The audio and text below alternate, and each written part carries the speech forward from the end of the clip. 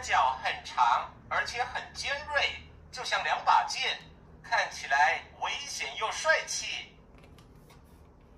帽子、相机、灯、望远镜、水壶。我是长得像牛的羚羊。我身上的黑白斑纹绝对让你过目不忘。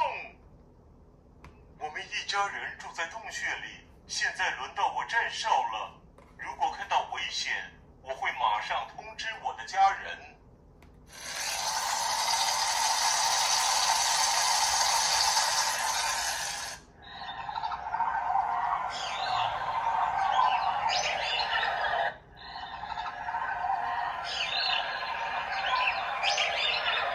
这里是我的地盘，谁都别想跟我抢。是时候上岸晒晒太阳喽。我是世界上最高的哺乳动物，还有一身美丽的花纹哦。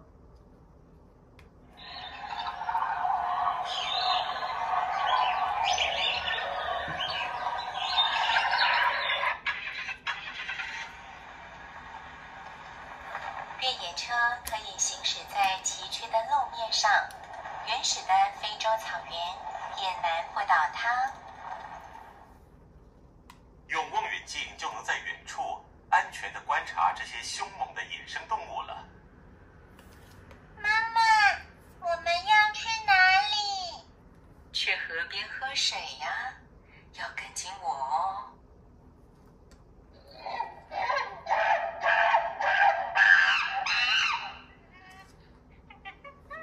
树后面有一只动物，你看见它了吗？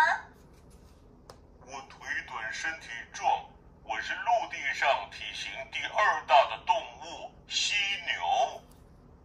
妈妈，我们要去哪里？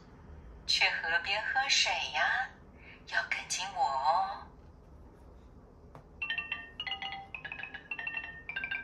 非洲部落。